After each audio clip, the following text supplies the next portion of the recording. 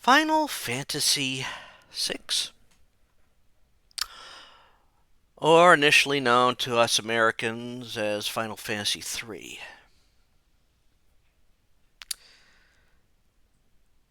This was an epic title, and probably caused a lot of confusion once emulation started getting available.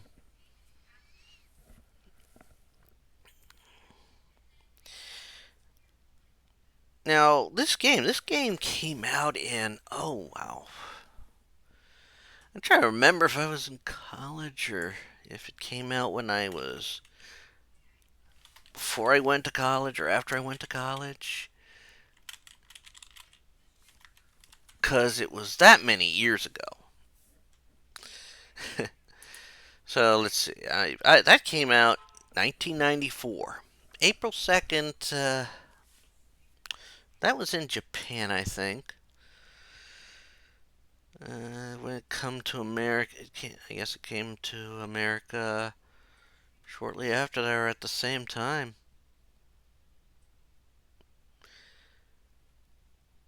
But it was remarkable. It had one of the most advanced plots for a Final Fantasy game, and one that throws you for a curveball as the story plays out.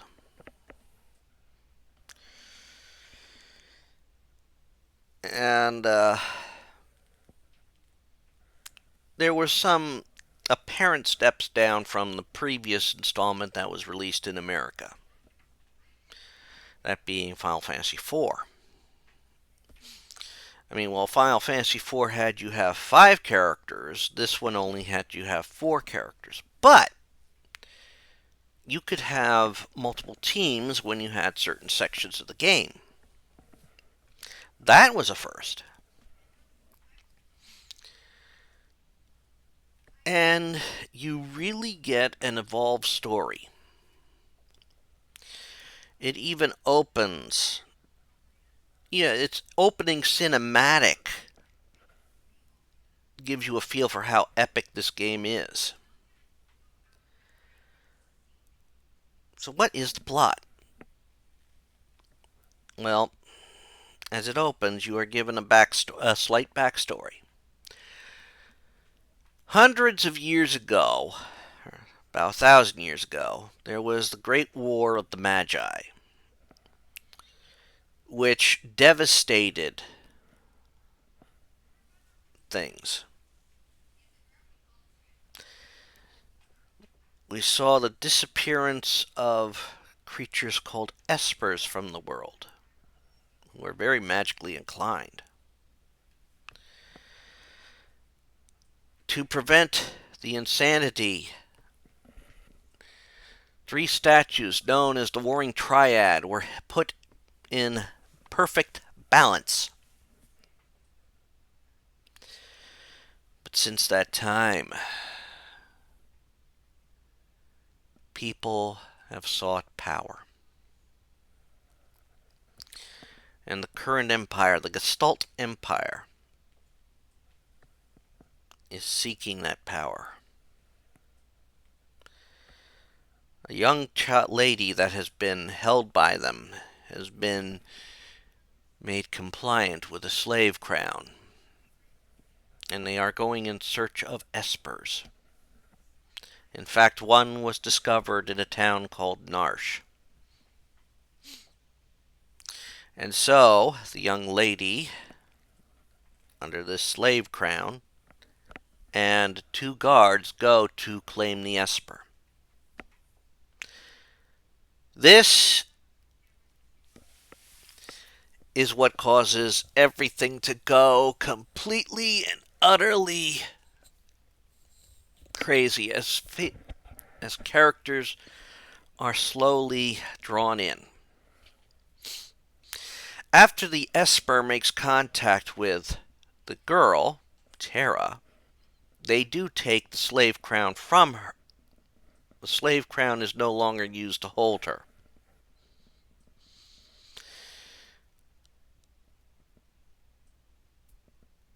And of course, some of the people still blame her for what the Empire is doing to Narsh. The thing is, this was going to happen no matter what. They just don't believe it was the case.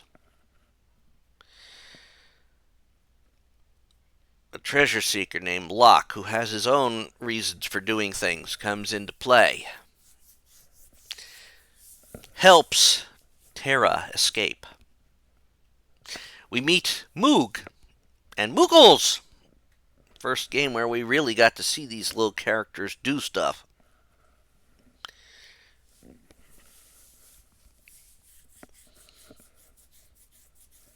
And as Locke and Terra escape, they head off to Figaro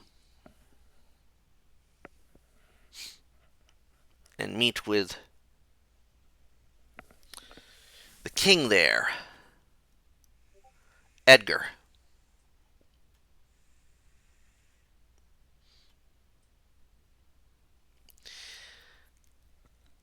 Well, as we are meeting with Edgar,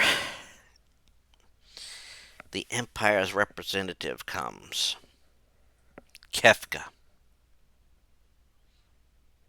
a madman, a clown.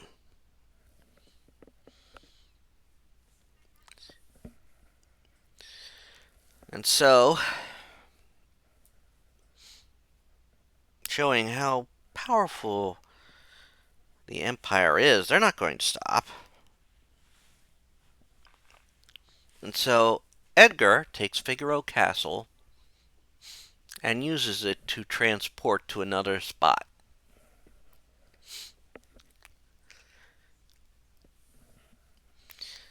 But now, things must play out. They must find different groups. They must find a group known as the Returners. This is where we meet with Sabin, who is Edgar's brother. We come across him as we head there. And the team must separate.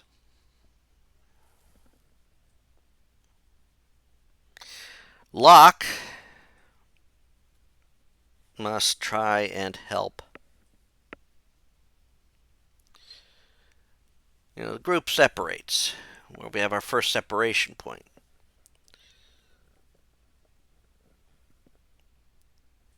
Where we have, I think, Locke and one person heads off in one direction to help deter and stop, the Empire from catching the Returners.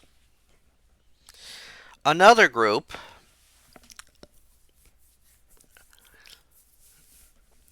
heads off, I think, with Terra and Edgar and Sabin. And Sabin sort of gets separated from the group.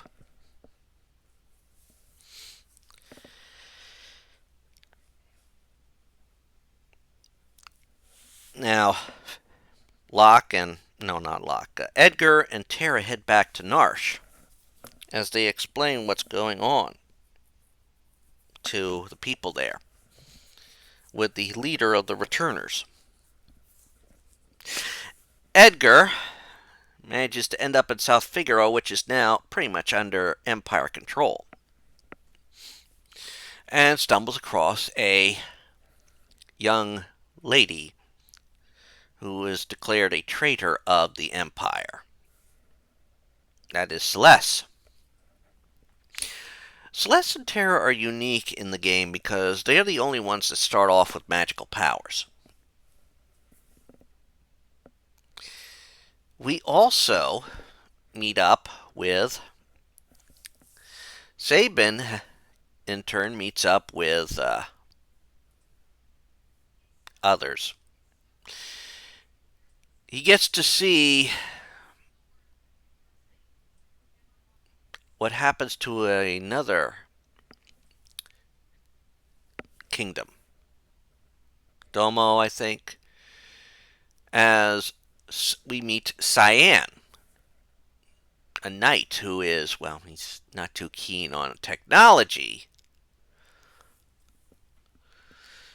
but we see that Figaro, Leo, who is a soldier there, he gets pulled back, apparently. This allows Kefka to use a very straightforward method to eliminate those in Domo by poisoning the whole place.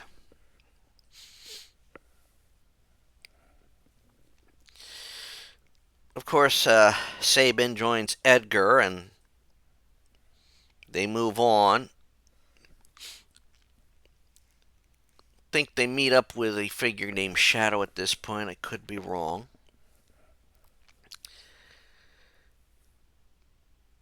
But of course, everything plays out. I mean, the teams rejoin. Of course, Sabin and Cyan meet a feral child named Gao, who has an ability to learn monster attacks, but only in a certain area. They head on. They need to get an airship after everybody rejoins, and so now they are off to an opera house. Oh, wait a minute. I forgot something. You see, once they all regroup at Narsh, Terra has another encounter with the Esper, and thus it's revealed that she is part Esper. This was another thing they added in here. You had a woman who was human who got stuck in the land of Espers, fleeing from the Empire, and she and an Esper fell in love. They had a child. Of course, then the Empire strikes there. They manage to seal off the gate again, but the child is lost. Some Espers were captured and being experimented on. This is, in fact, how, through this experimentation, is how Celeste can now use magic.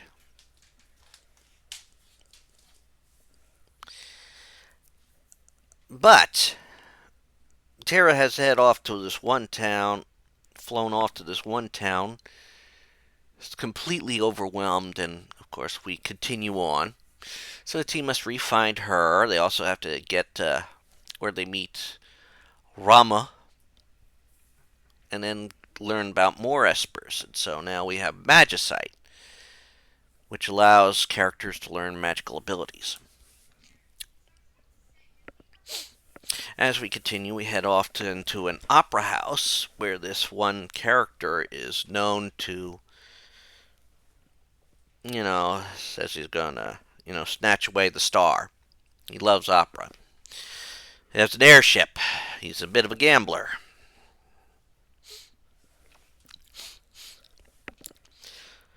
So Celeste has to pose as the opera star, and of course we have to thwart one attack so that he can come in and do his thing, and then we can catch him off guard, have him join the team, have the airship.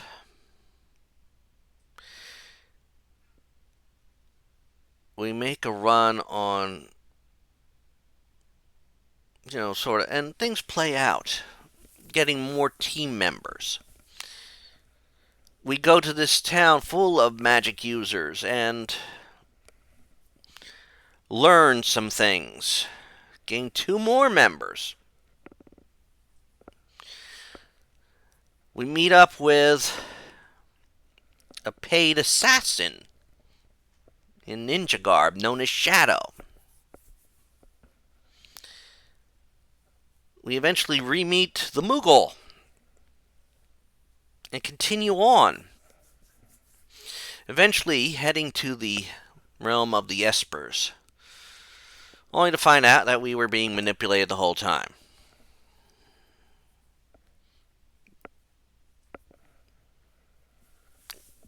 The Emperor is crafty. Kefka is craftier. Because we get to the floating continent, to which we find the Warring Triad. Gestalt is there. Kefka is there. And as Gestalt is, thinking about how he's going to get everything he wants, he is unaware that Kefka has decided to unbalance the Warring Triad, which shows the full, unhinged, psychotic nature that is Kefka, blasting the world that we know, the world of balance, into a world of ruin.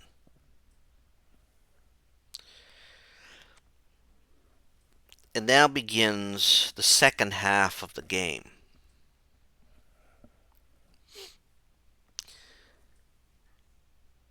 A gentleman named Sid has been taking care of Celeste for 2 years until she came out of her coma. Celeste must now regain all her allies. Cyan has been living in exile on Mount Zozo, sort of making up for letters one woman was receiving from her wounded boyfriend.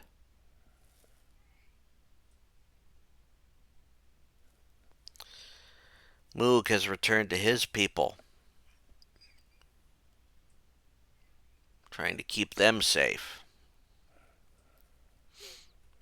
Terra is now in a town keeping the children underground because that's all that's left, and she is taking care of them.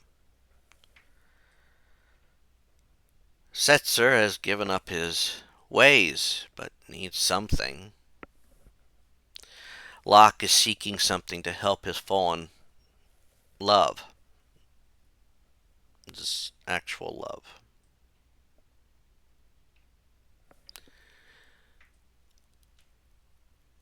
There are dragons let loose upon the land, let out on the land. 8 of them, 2 of which are in Kefka's tower. Having thought to have lost his granddaughter, Strago has joined the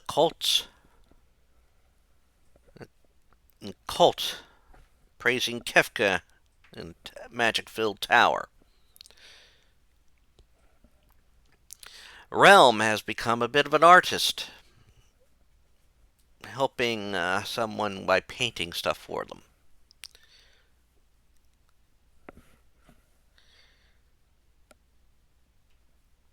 Shadow, depending on choices made during the end of the first part, may or may not be returned to you because he's been fighting in an arena, if he did survive.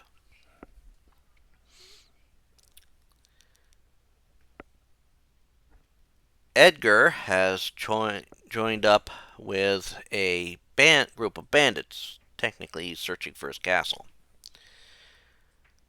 So, all our characters must now reassemble.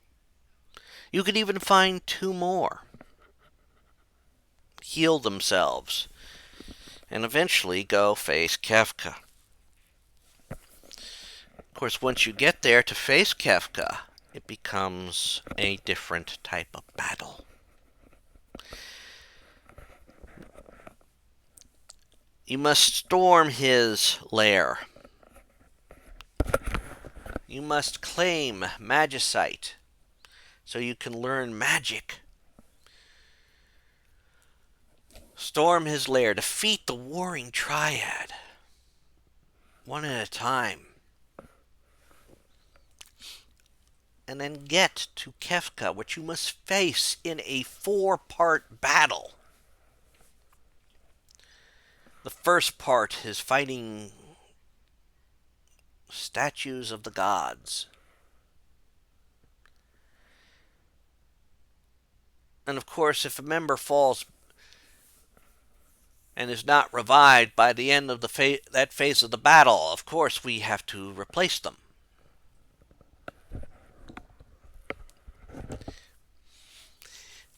It is an epic four-part battle. And when you finally beat Kefka, you get to return the land. You get to return to and help rebuild the world. Final Fantasy VI was an epic, epic journey. It is arguably one of the best Final Fantasies in the franchise. And when you think of what you got from it, you have epic music that takes about, oh my god, the soundtrack has got to be at least 3-4 hours. You have 12 to 14 playable characters who each has a reason to see the world saved and to move on. Kefka is one of the most complex villains ever in a Final Fantasy game.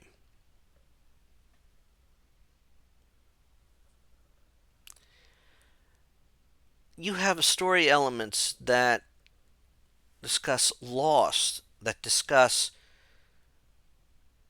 every character is complex. I mean, Gao is a child that his father basically disowned him or is so senile that he can't recognize him anymore. It seems that Strago, Realm, and Shadow are a family, given how Shadow's dog seems to be very kind to Realm. Terra is a product of an interspecies relationship. You have the complexity of two brothers, one who wants to rule, or one who wants to be more of a free spirit, and one who doesn't mind ruling and being a bit of a ladies' man. And can be implied that a coin flip sort of led to their paths, but was rigged by might have been rigged by one brother because he knew his twin would be happier with a different sort of life.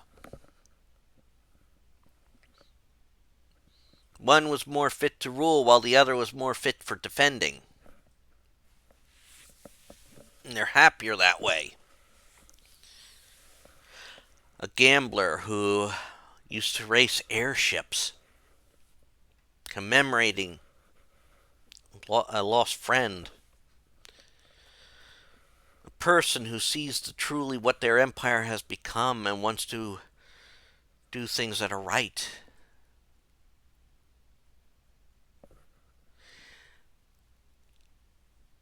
It is hard not to fall in love with these characters.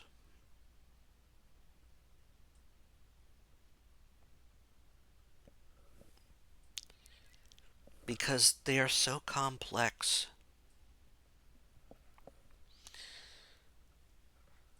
It's the first time, I think, in a Final Fantasy game where the actual manuals had a first and last name for so many characters.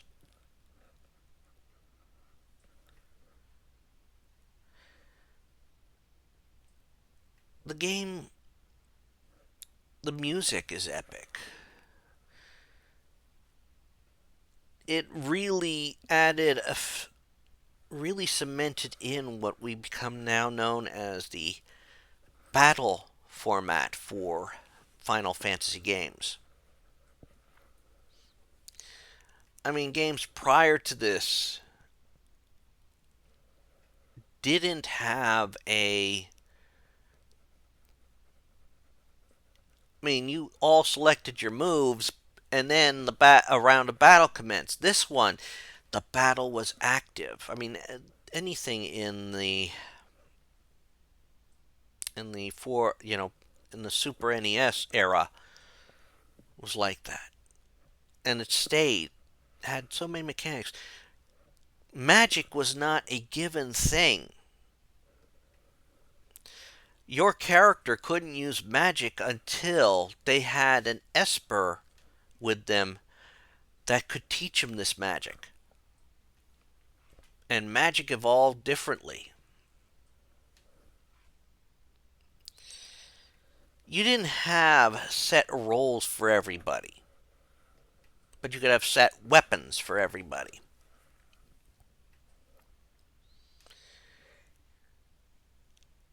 It was a very rounded title, and it was so epic.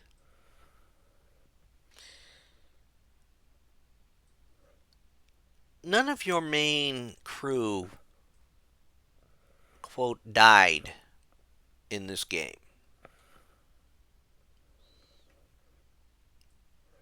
It was, you have everybody. And it was the last Final Fantasy that was released on a cartridge format initially.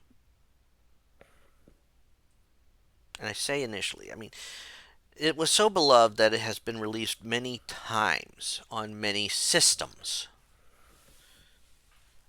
It had a got a re-release on the PlayStation in what was called Final Fantasy Anthology, which when it was released to the PlayStation, it was partnered with Final Fantasy V.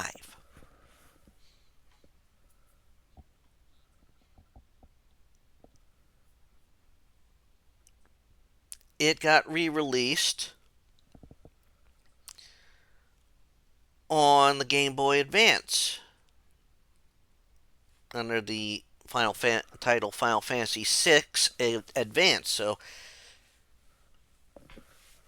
cementing in that when it was initially released, it wasn't Final Fantasy III. It also added some espers to the game that were not in the original, and a new area called the Dragon's Den dungeon.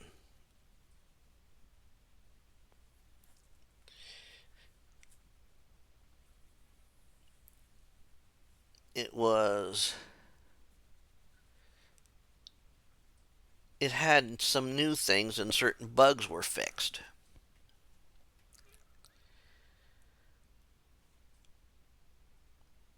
And it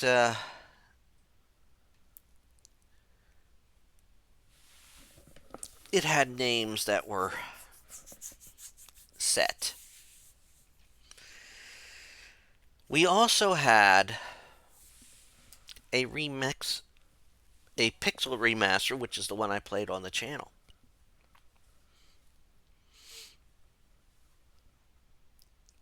It is one of the most epic games released, although it was not one of the ones that had additional story content added at later dates. Which I think that goes to show how complex and how complete the story of this game was.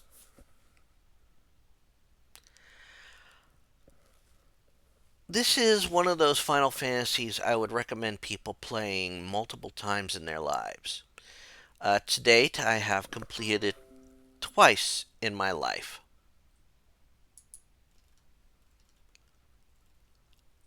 and it has so many memorable characters. And what many would argue is the most epic final boss.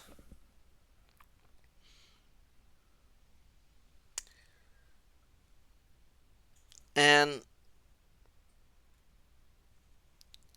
really, that's its opera house scene is probably one of the most highly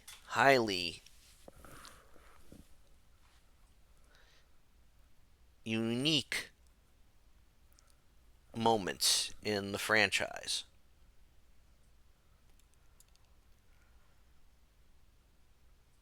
And that is all I'm going to say about Final Fantasy VI. I do hope you would find and enjoy this game at any given time.